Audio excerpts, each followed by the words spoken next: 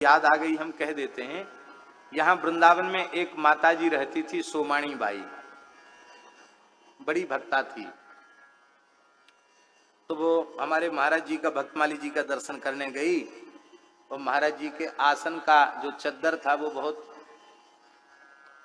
मैला हो रहा था। तो उस बाई जी ने हमसे कहा, पंडित जी कहती थी हमसे, महाराज जी पंडित जी बोलते थे, वो भी पंडित जी बोलती, बोले पंडित जी आप पढ़ाते तो हो पर गुरुजी जिस आसन पर लेटते हैं उस चद्दर को भी साफ नहीं कर सकते हो। उसने हमको कहा और बोला कि ये चद्दर साफ करोगे ना तो तुम्हारे भीतर का साफ हो जाएगा। तो पहले तो थोड़ा सा हमको खराब लगा कि सिठानी हमको डांट लगा रही है, लेकिन बहुत अच्छा लगा हमको कि इसने बिल्कुल ठीक कहा, गुरुजी का वस्त्र साफ करोगे तो तुम्हारा अंतःकरण साफ हो जाएगा। आज हम उसकी बात का स्मरण करके और उसको धन्यवाद दे रहे हैं, उसके उस भाव को नमस्कार कर रहे हैं। उसके बाद फिर हमने महाराज जी धोने के लिए मना करते थे, कहते नहीं बहुत संतों की रज लगी है, इसको पड़ा रहने दो। तो महाराज जब नहीं होते, अनुपस्थित होते, तो हम लोग चद्दर धो करके बदल देते थे। शुश्रूषा, महापुरुषों की सेवा, यह भी जीव का कल्याण करने वाली है। और अंतिम गुण नारद जी बता रहे हैं, अल्प भाषणी, अल्प भाषण, कम बोलना। महापुरुषों के, संतों के, गुरुजनों के निकट रहकर ज्यादा नहीं बोलना। ज्यादा बोलने वाले से एक तो झूठ निकल जाएगा, दूसरा न चाहते हुए भी कई बार महत्पुरुषों की अवज्ञा हो जाएगी, अपमान हो जाएगा। हमारे पूज्य महाराज जी कहते थे कि सुकृत की संपत्ति के संग्रह में कई जन्म लग सकते हैं और उसको नष्ट करने में एक क्षण भी नहीं लगता। महत्पुरुष की अवज्ञा होते ही सारे पुण्य, सारे सुकृत का नाश हो जाता है। और ये अपराध तब ही नहीं बनेगा जब हम बहुत मर्यादित रहेंगे, अल्प भाषण करेंगे। ज्यादा बोलने पर कोई न कोई अपराध जरूर बन जाएगा। नारद जी कहते हैं, इतने गुण भगवत कृपा से हमारे में आ गए और उससे उन संतों ने हमारे ऊपर कृपा कर दी। और उन संतों की कृपा से क्या हुआ, संतों की कृपा का फल क्या है? कहते मैं बालक था लेकिन शरीर संसार से वैराग्य हो गया और भगवान में हमारा प्रेम हो गया, भगवान की कथाओं में हमारा अनुराग हो गया। देखो जूठा नहीं खाना चाहिए। जूठा इसलिए नहीं खाना चाहिए कि भगवान ने जूठे को तामसी माना है। यात यामम गतरसम पूति पर्युषितम चित उच्छिष्टम अपिचा मेध्यम, उच्छिष्ट का भी नाम लिया है। जूठा नहीं खाना चाहिए, क्योंकि पता नहीं किस व्यक्ति के कैसे पूर्व जन्म के संस्कार हैं, इस जन्म के संस्कार हैं। अब पता नहीं कौन सा रोग दोष बीमारी उसके भीतर है, उसका जूठा खाने से वो हमारे में आ जाएगी। इसलिए जूठा किसी का नहीं खाना चाहिए। पर यहाँ नारद जी बोल रहे हैं कि उन ब्रह्मर्षियों का, महात्माओं का, उनके आदेश से उच्छिष्ट सेवन करने से मेरी चित्त शुद्धि हो गई। नारद जी स्पष्ट कह रहे हैं। इसका मतलब है कि सामान्य जूठा किसी का भी नहीं खाना चाहिए। इसलिए नहीं खाना चाहिए कि उनके दोष, उनके चित्त की अशुद्ध वृत्ति हमारे में संक्रमित न हो जाए, इसलिए नहीं खाना चाहिए। किंतु जो विशुद्ध अंतःकरण के महात्मा हैं, भगवान के अनुरागी प्रेमी भक्त हैं, गुणातीत महात्मा हैं, ऐसे महात्माओं का प्रसाद वह तो चित्त को शुद्ध करने वाला है। मेरे चित्त की शुद्धि हो गई। अब ये बात सबकी समझ में नहीं आएगी और समझाने का अवसर भी नहीं है, लेकिन इस उच्छिष्ट सेवन की महिमा के एक दो उदाहरण नहीं है, अनेकों उदाहरण। एक वृंदावन की बात सुनाते हैं, एक महात्मा के द्वारा सुनी हुई है, शायद आप लोगों में से बहुत से लोगों ने नहीं भी सुनी होगी। कहते हैं कि स्वामी श्री हरिदास जी यहाँ विराज रहे थे और तानसेन उनके चरणों में कुछ सीखने आए। तो स्वामी जी तो अंतर्मुख साधन करने वाले, उन्होंने एक स्वर बता दिया, सा, बस साधन करो। तो वो बस इसी का साधन करने लग गए, करने लग गए। और साधन करते करते ही और शिलाएं पिघलने लग गईं। तो स्वामी जी प्रसन्न हो गए, बोले हाँ अब तुमको स्वर सिद्ध हो गया, अब तुमको बताएंगे। तो स्वामी जी ने कुछ बताना तानसेन को आरंभ किया।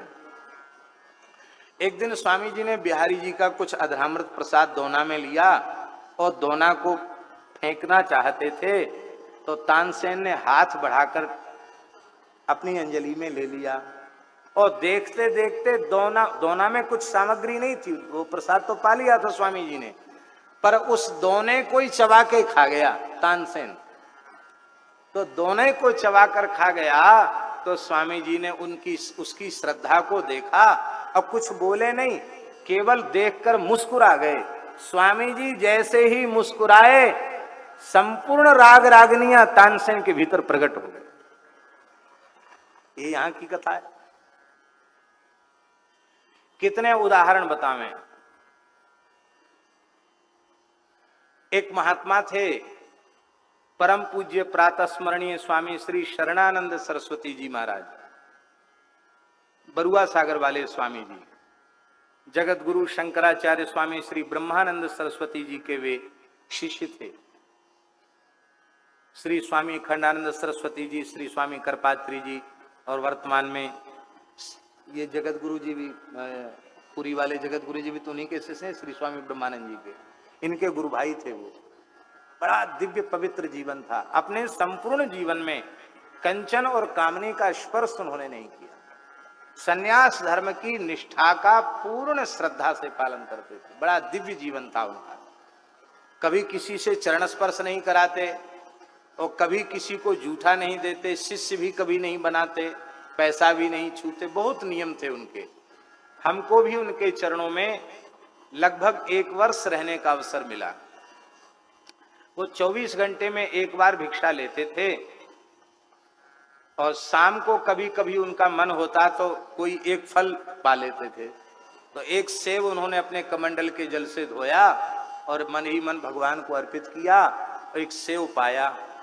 और सेब पाकर उसके जो बीच का जो छूछना भाग होता है ना, जो त्याज्य अंश है, वो हमारे हाथ में दे दिया, बोले इसको फेंक कर हाथ धो लो। हम उसको लेके गए, अंधेरा था, तो थोड़ी दूर गए तो हमारे मन में, ऐसे किसी ने कहा नहीं था, मन में ही हमारे आया कि इतने अच्छे महात्मा हैं और फेंके क्यों, खा ही लिया जाए तो अच्छा है। तो हमने उसको खा लिया। खा करके और हाथ धो करके जैसे ही हम वहां आए तो उन्होंने पूछा, स्वामी जी ने पूछा,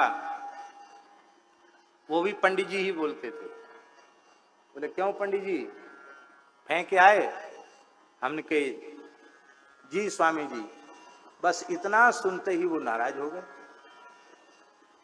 बोले ब्राह्मण होके झूठ बोलता है?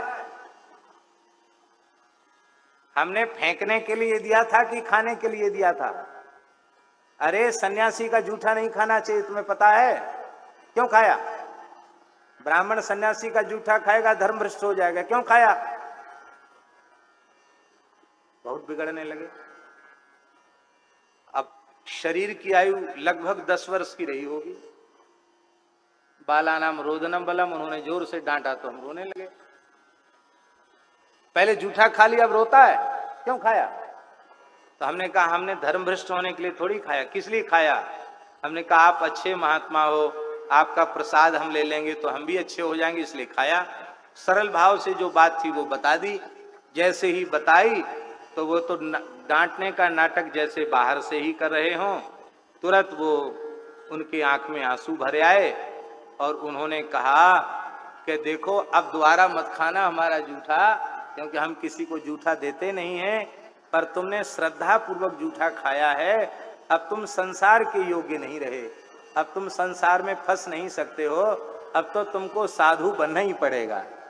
ये बात लगभग 10 वर्ष की आयु में उन्होंने कही थी और वो वृंदावन में पूज्य गुरुदेव श्री भक्तमाली जी के चरणों में आकर सिद्ध हो गई, पूर्ण हो गई। भले ही हृदय से साधु न बन पाए हों, पर संतों ने कृपा करके वेश तो संत का प्रदान कर ही दिया है।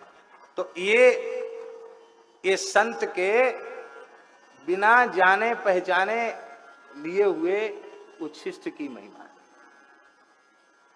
और हम आपको बड़ी विनम्रता पूर्वक कह रहे हैं, हमारा शास्त्र बोध बिल्कुल भी नहीं है, अध्ययन भी बहुत बढ़िया नहीं है, ऐसे ही समय पास करते रहे, पर जो कुछ दो चार शब्द बोलकर अपनी वाणी को पवित्र कर रहे हैं, उसके मूल में पूज्य श्री गुरुदेव भगवान का चरण जल, उनकी चरण रज और उनका अधरामृत उच्छिष्ट, उसी की महिमा है जो हम कुछ कह सुन करके अपनी वाणी को पवित्र कर रहे हैं।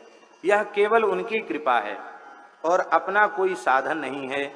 तो इसलिए सबका जूठा नहीं खाना चाहिए, और जिनमें श्रद्धा की न्यूनता हो उन लोगों को तो बिल्कुल नहीं खाना चाहिए, देखा देखी नहीं करना चाहिए।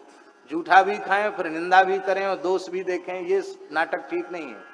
पूर्ण श्रद्धा हो तभी लेना चाहिए, नहीं तो नहीं लेना चाहिए।